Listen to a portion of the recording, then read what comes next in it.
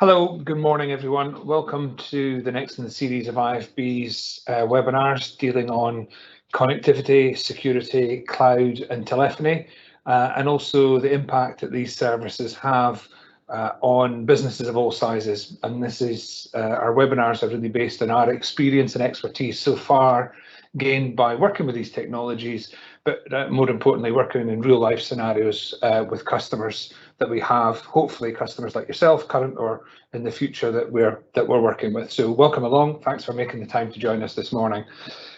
Today's webinar is all about the positive impact of connectivity on your business productivity.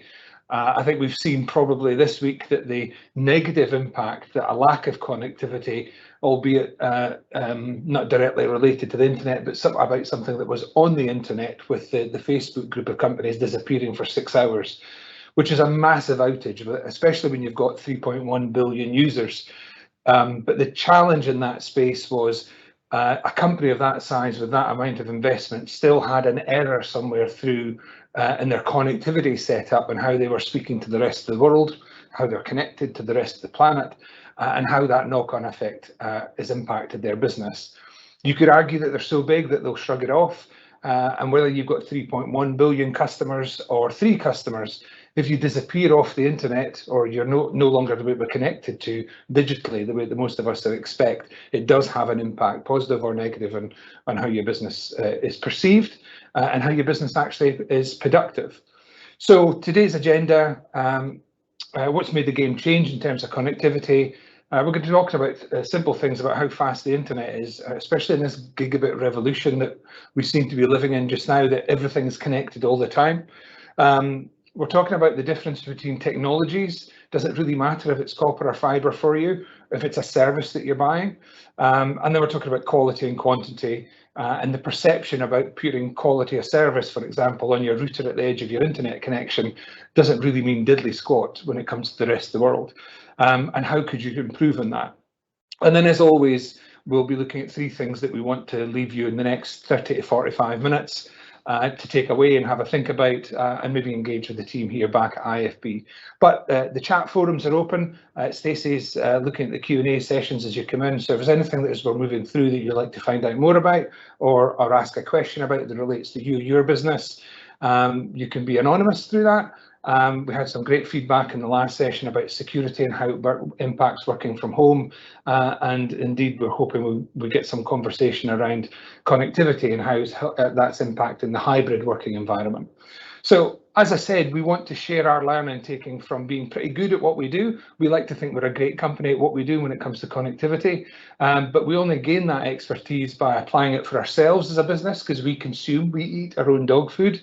Way back in the day, that was an expression, but we do this for our customers. So everything that we do for our customers, we consume and do for ourselves as well, which is really important because we learn and we've got to be great at these things as we move along. A little bit about IFB. This is our 26th year in business, which makes us well middle-aged, well old, as the kids say, when it comes to IT services, and that's really what we are. We want to manage more of these services for our customers, and we're moving into that space, but we're a UK operating company. You can see where the green IFB rockets are. We've got connectivity into customers in all of these locations, 600 plus customers. And it's a range of customers from SMEs right the way through to very large corporates. We're very fortunate to be headquartered here in Aberdeen, and we have some of the world's biggest oil and gas and service companies here on our doorstep. Outside the oil and gas industry, many people don't know the biggest companies that are sitting there, but they are top 5 global brands as you go through the industrial side of business opportunity. And these companies on our doorstep are transitioning with the energy transition that everybody's demanding, because it's the right thing to do. We're seeing many of our customers have a demand for sharper, better connectivity to allow them to transition and manage data much more effectively than they've ever done before. So we play a key part in that, we like to think. So with a connectivity from full fibre right the way through to mobile broadband, which we'll be speaking about today, we provide cloud services, that's physical co-location, as well as virtual hosting and data backup, which we put into our cloud portfolio. Security, everything from knowing, that's that vulnerability scanning, as well as protection, intrusion detection and prevention, reporting, hardware and software skills that we put in there as well. And then telephony.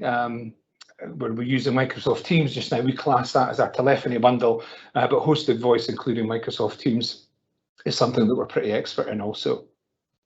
So it wouldn't be a quote about the internet without, wouldn't be a webinar without a quote from somebody who it was one of the key instigators of the internet, and certainly of its use, perhaps not its development, but the evolution from being an on PC or laptop or Mac environment to now things that are out there so much.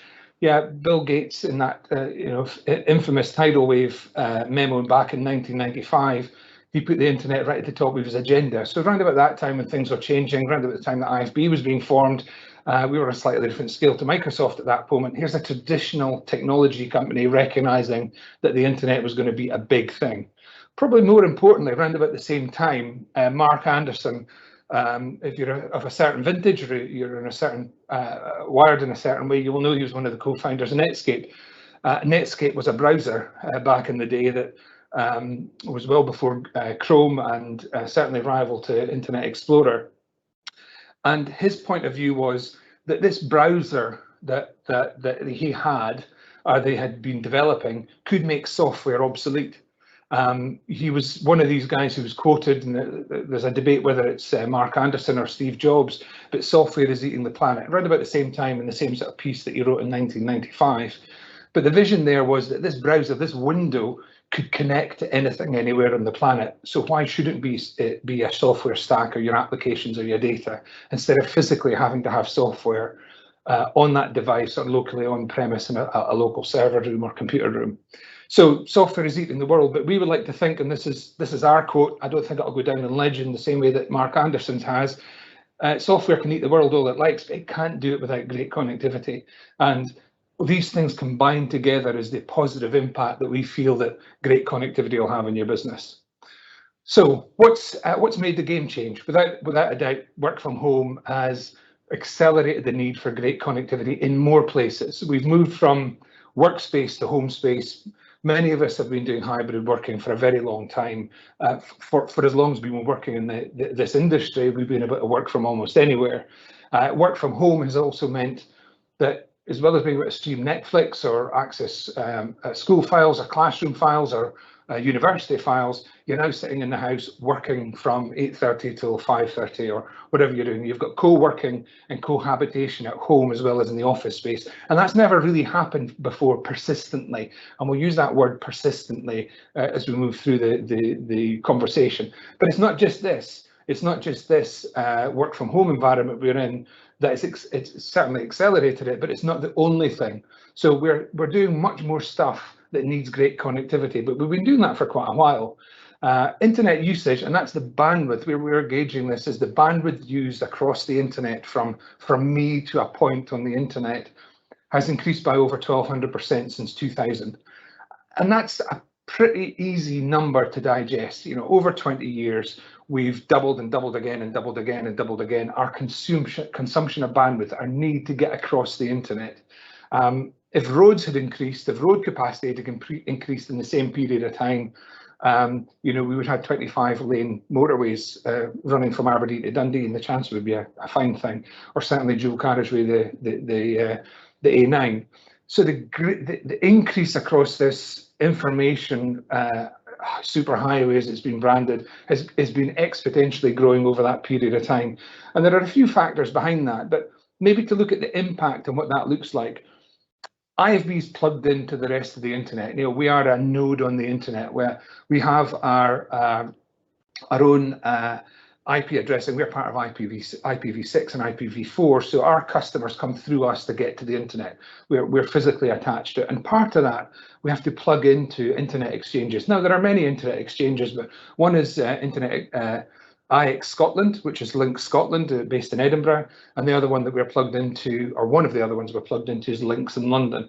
And you can see from October 19 to now how the bandwidth consumption has sort of increased. It creeps up all the time. You're closer to 2 terabits in the right-hand chart there back in October 19, and we're now nudging 4 terabits of internet bandwidth.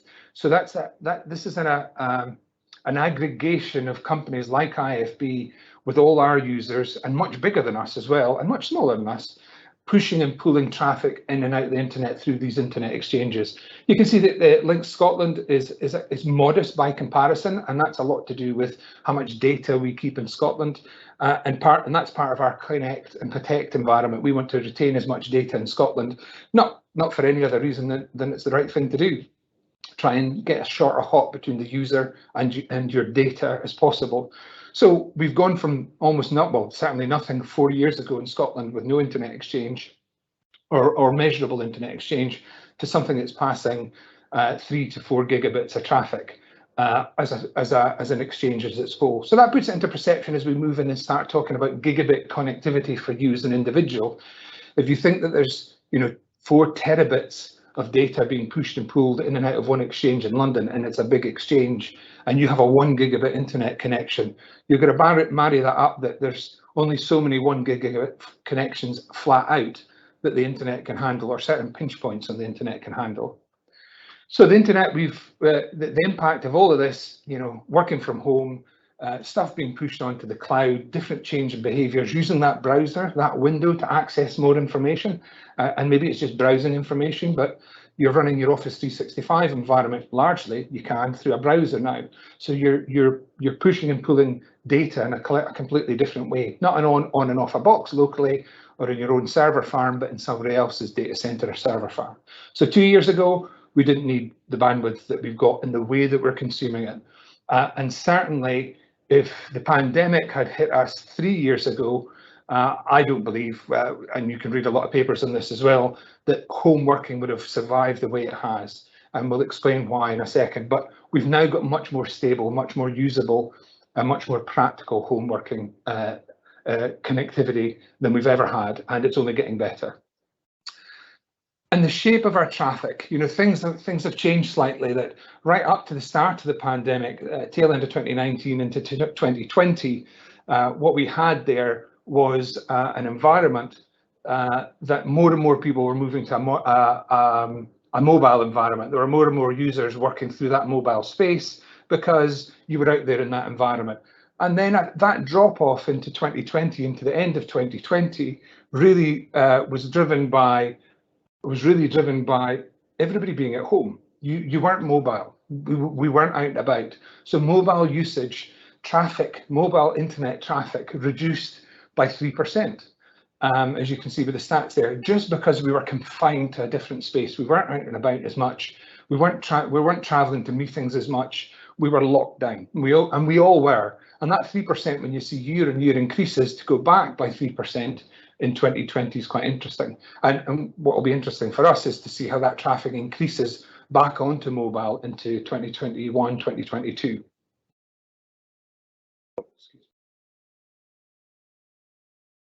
So as we're moving forward, requiring better access to more data that's off-site, either through a browser or an app, as we've just covered there, work from home has been one driver for it, but it's what we're using there. And interestingly, as you can see, that there's a rollout and investment in fibre networks, full fibre networks, and we'll get to that in a second as well.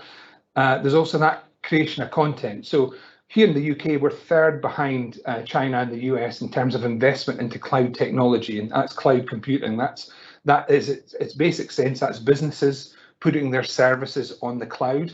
And that could be anybody from Amazon and Microsoft right the way down to Intelligent Plant locally here in Aberdeen, being a completely cloud-based IoT monitoring analytics environment. So we invest a heck of a lot in the UK in terms of putting data onto the cloud.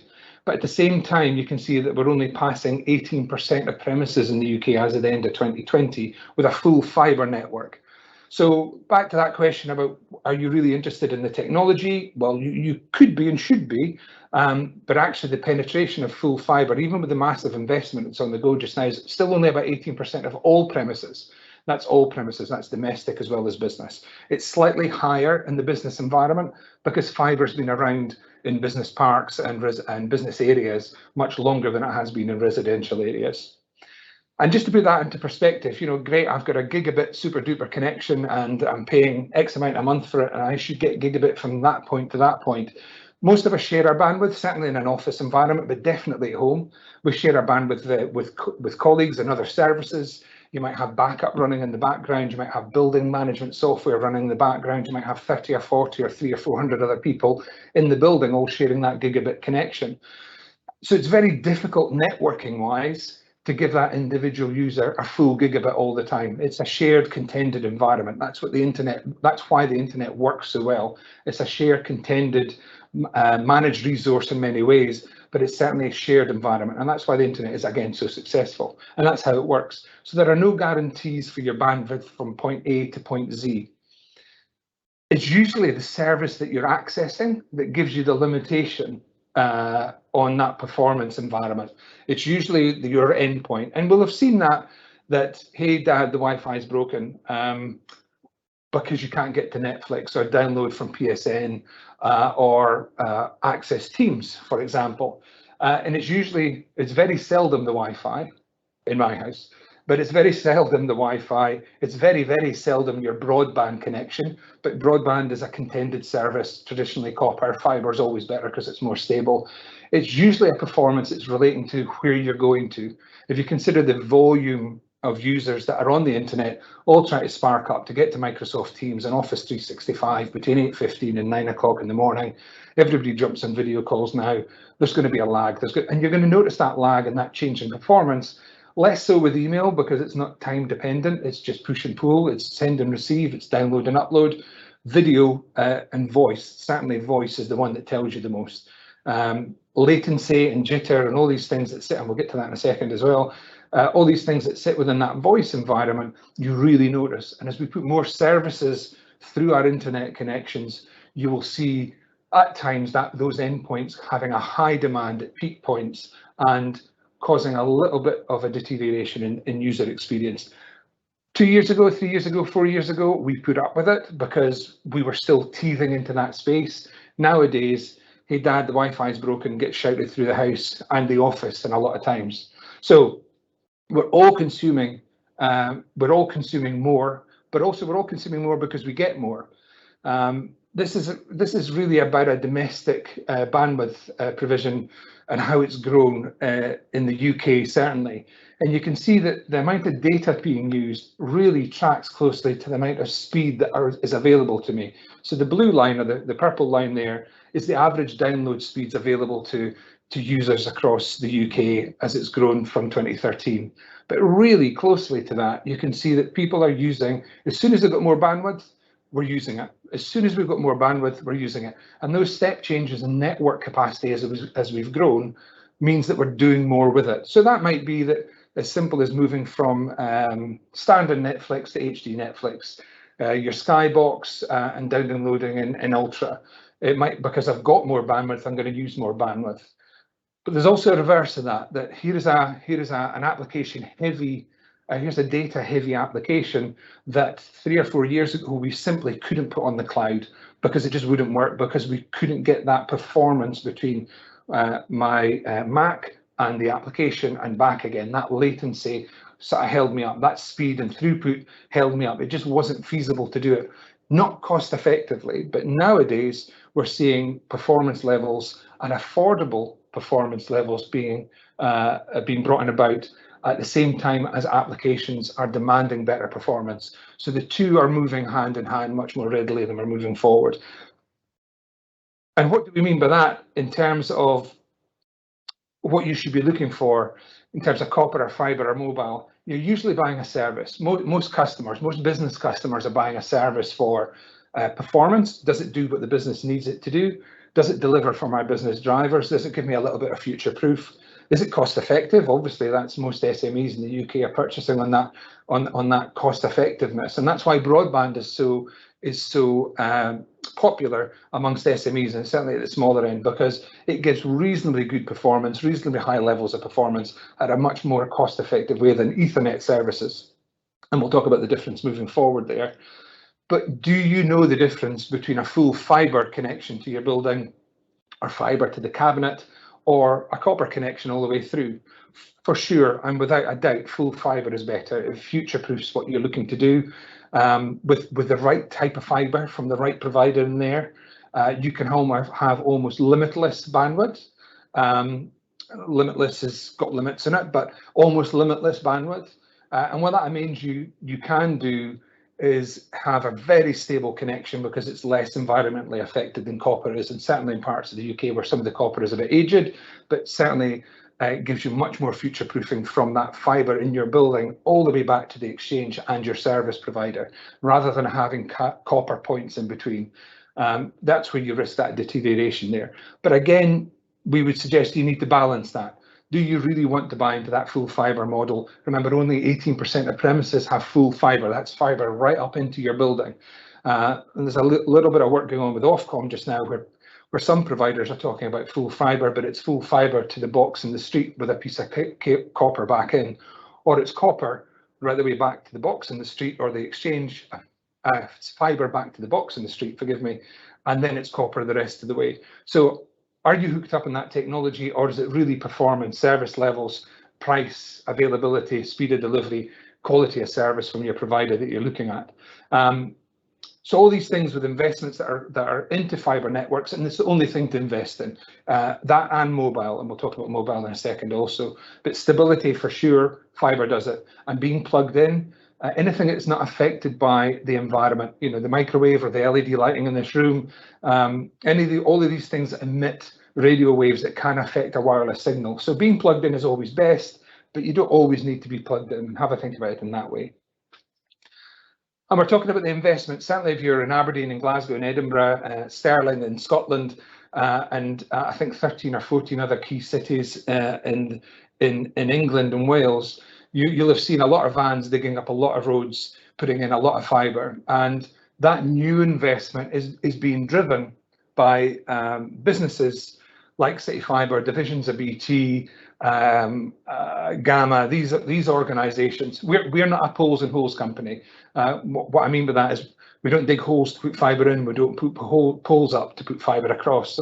We leave that to people who are really expert at infrastructure, and we tap into lots of people's infrastructure to let us deliver services to customers in that way.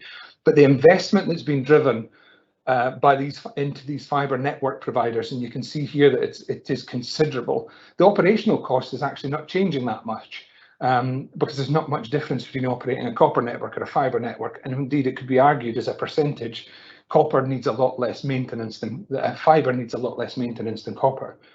But the investment in these networks is not to get you £30 a month for your phone bills or your internet access. It's to enable companies who are providing content like Microsoft and AWS and these other providers. These networks are here to enable content to be delivered in a domestic market. It's Sky. It won't be too much longer before Sky stop delivering by satellite for the majority of what it's doing and deliver by fibre in the ground or copper in the ground, because that technology is now caught up with the need to deliver high definition content. And high definition content could be your own data, it could be geophysical data, seismic data, data analytics from a council. That's what we mean by high definition. You need it quickly, you need it to be really high quality, and you need to deliver it on a consistent basis. Fibre enables that, but fibre is about content enablement, and the investment in fibre networks is very much driven by content and the future use of content. We're delighted as IFB. Back in 2015, we partnered with City Fibre, and we were the first gigabit city in Scotland here in Aberdeen. There are other cities now, Aberdeen, Glasgow, Edinburgh and Stirling, I believe. And what that brought about was an alternative network. So it gave us a choice when we were coming to companies like yourself to say, well, we've got the usual poles and holes guys, and nothing wrong with those technologies, nothing wrong with those organizations. We still use them a lot. We're a City Fibre partner, as we are with BT and Vodafone and SSE or Neos Networks and others. But what that investment plan was, let's go and build an alternative network that was modern, that wasn't restricted by current infrastructure, that really could have an impact for you as a business. So those investments that have come about have enabled us to deliver faster services to you. Gigabit is default for many of our customers.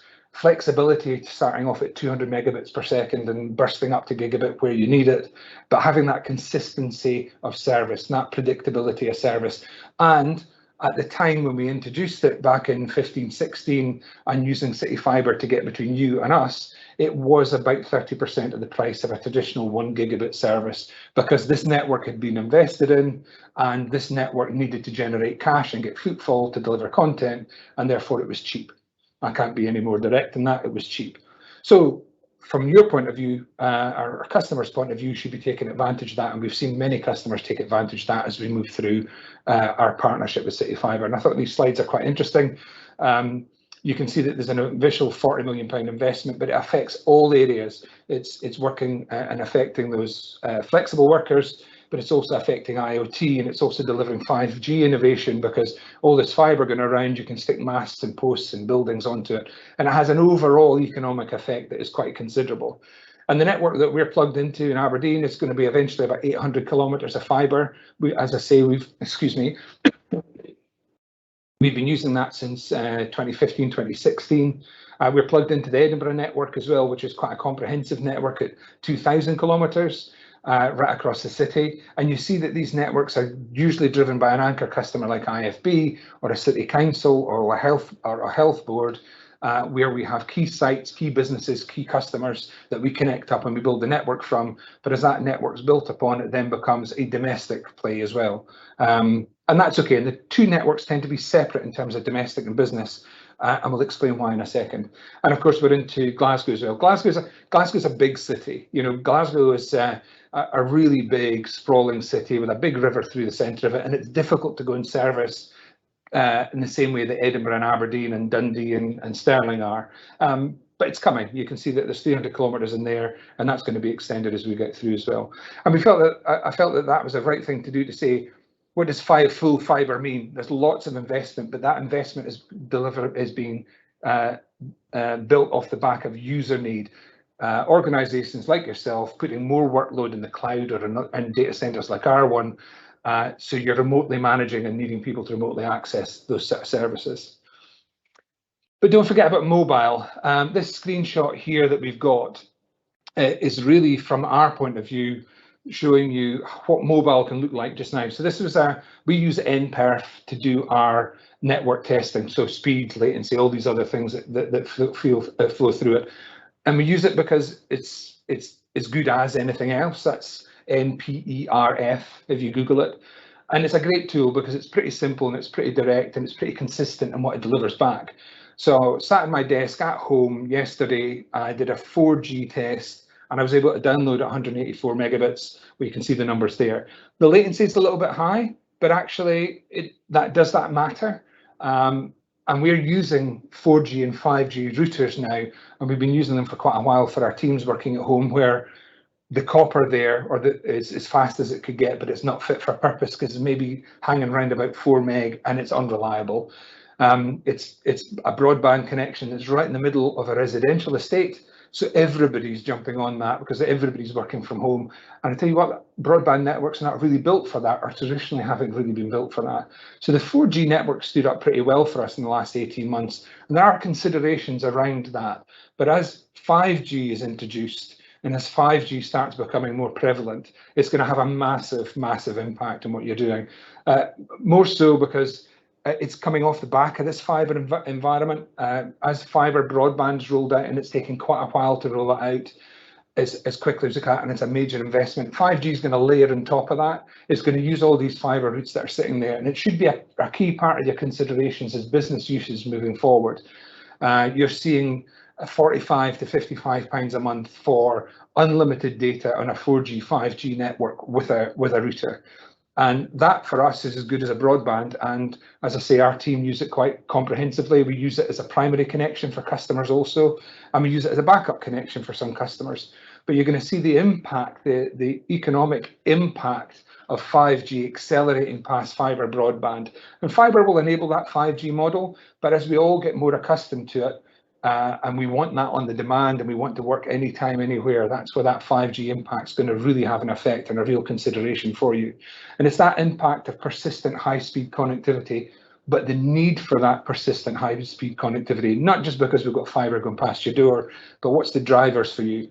And that'll allow you to work from anywhere at any time.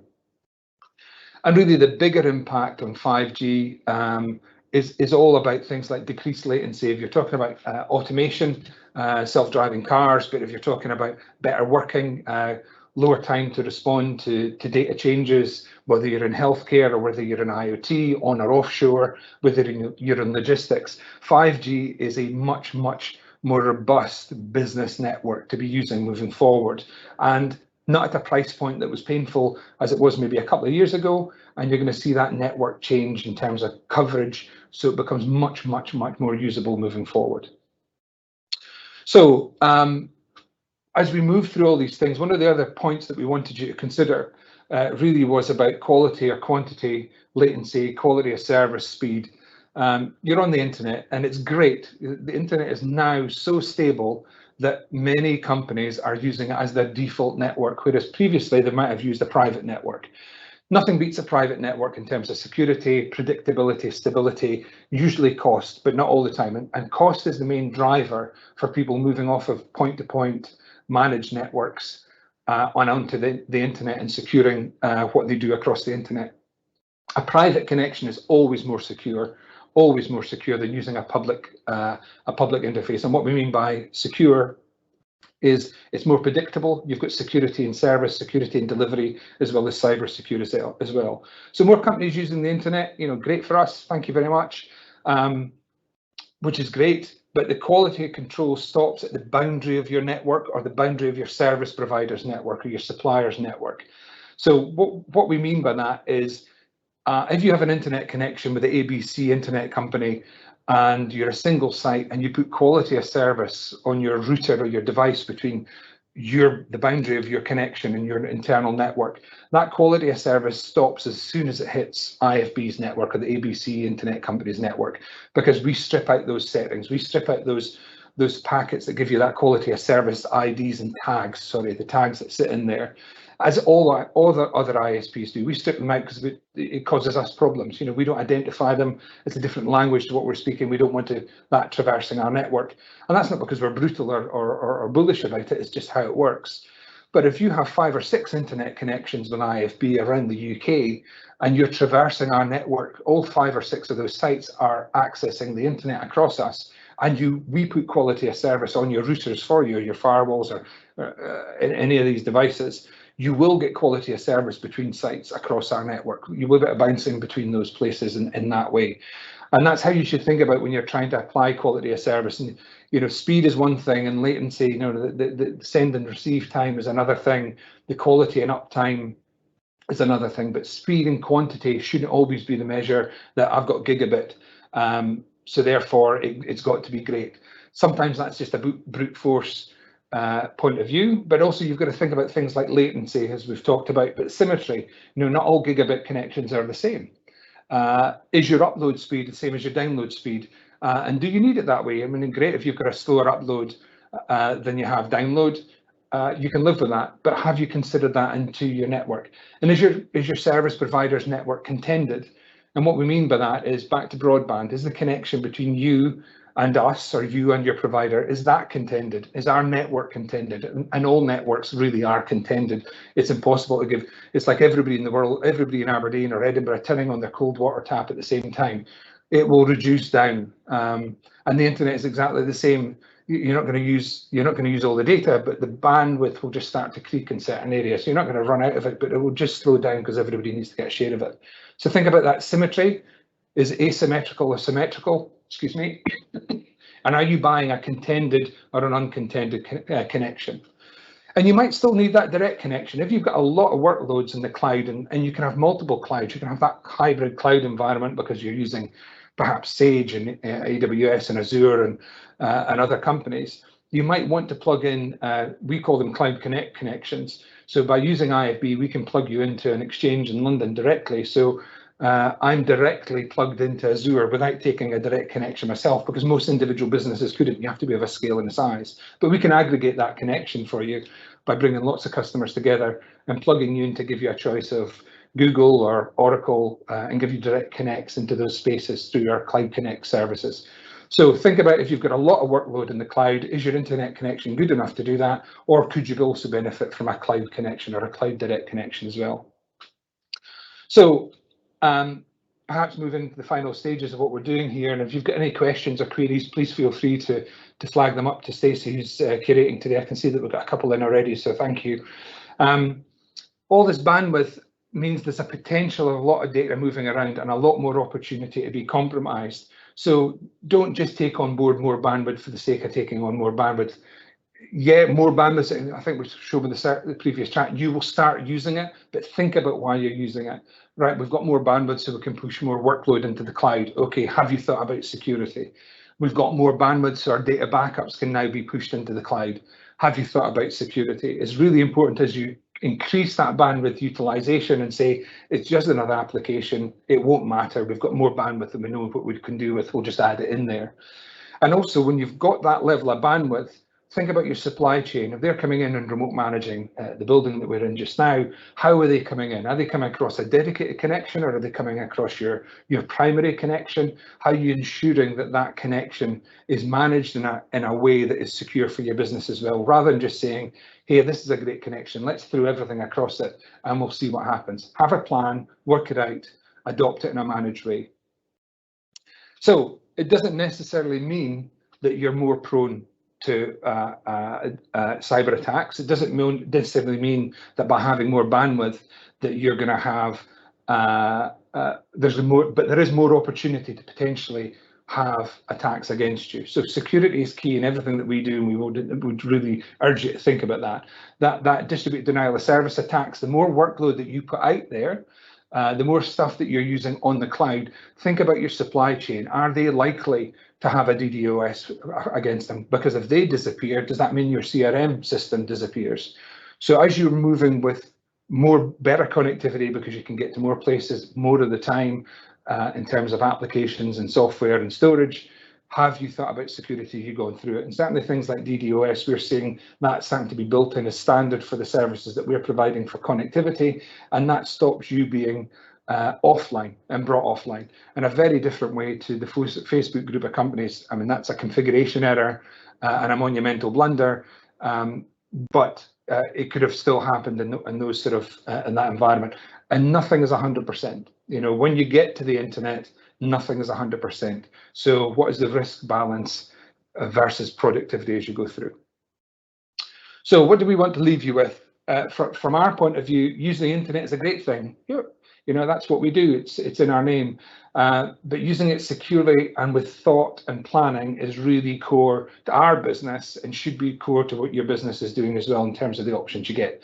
Now, we would say that, you know, this is the stuff that we live and breathe. We're very, very good at these sort of things, and we've been doing it for a long time for a lot of companies. But we do as many hybrid networks as we do internet connections. And what we mean about that is there's maybe a mobile broadband there, there's maybe a private broadband connection there, there's maybe an internet lease line there, and there's maybe half a dozen point-to-point connections, all in that mix for that one company. So we are technology agnostic, we're service driven, and that service is based around customer needs.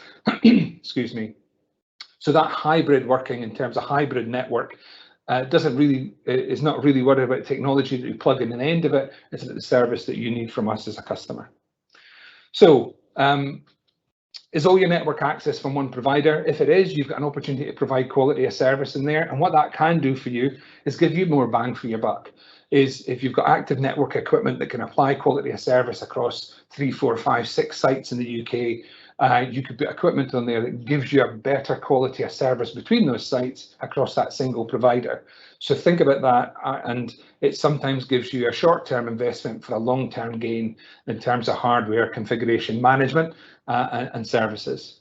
If your business lives in the cloud, you really should think about, and you have to weigh this up. There are a lot of solutions out there. Our Cloud Connect solution is pretty cost effective, we feel, but only if the business drivers for you are the right things to do. So think about using a Cloud Connect connection as well as your internet connection, but to give you a better quality of service and improve productivity. And what's your network being used for? If all your bandwidth needs to go into the internet, great, think about internet connections first, but again, securely. But think about how that's being used. Think about how something could slip through. Just because it's an internet, it's fine. I'll catch up my antivirus. But take preventative measures as you build your network and roll your network out right at the start and exactly as you're developing it. So we've got a couple of questions coming in. So thank you for those, and thank you for your time, by the way. Thanks for giving up your time this morning. From our point of view, can IFB offer 4G, 5G routers and a fixed IP to be utilised by multiple devices? Yeah, we can. It's been a technology that's been around for a while, and we've been doing it for a while. So that's that, using a 5G connection or a 4G connection with a dedicated 4G or 5G router, and it's a point-to-point connection. So from that SIM card all the way back to IFB, yes, we can. We can deliver that. We've been doing that for a while, and it's something we're seeing more uptake in. Prohibitively expensive previously, but much more mainstream now in terms of the technology. The hardware still tends to be 5G compatible hardware tends to be slightly more expensive, and that's just because of volume and customer demand there. And it's an alternative. It's part of that hybrid working that we're involved in. So thank you for your question. One of the other points here: when will I get full fiber? When will full fibre be everywhere? I think it probably won't be. I think if you read everything else, I think we treat now internet access, broadband is the media term for it, and it really is the media term, the mass market term. But broadband and connectivity for us are two different things. Broadband is a very specific service, but fibre everywhere, even with, I think, legislation in terms of planning, as new buildings, office blocks are going up, there should be capacity put in there for a fibre connection, as well as there should be for a gas connection and an electricity connection and a water connection, in and out water connection. However, those three services there tend to be national infrastructure provider governed in terms of the infrastructure that's going in, and there's no monopoly or single provider to go to for a fibre connection. So who pays for the duct going in, or who pays for that common point of connectivity to get, so when you've built your new office block, somebody doesn't come in like us and dig up your car park afterward. Those sort of things are going to happen. But there's not mains gas everywhere, and there's not mains water everywhere. There are alternatives, and that's where 5G comes in and bridges that gap as it comes through. There's some great initiatives in the 5G centres here in Scotland, and you can see what 5G is going to be used for and user cases around the 5G. And if you're interested in that sort of thing, if you Google the 5G innovation centres in Scotland, they're doing some great things, and more things will come. It's building the user case for 5G. And I suppose the thing that's going to happen is 5G is introduced, you probably won't notice the increase in performance. You'll certainly notice when you go from 5G to 4G, if it falls off, but you won't really notice that upgrade from 4G to 5G in the same way as many of us didn't notice that upgrade from 3G to 4G, but boy, do you notice it when you go 4G to 3G.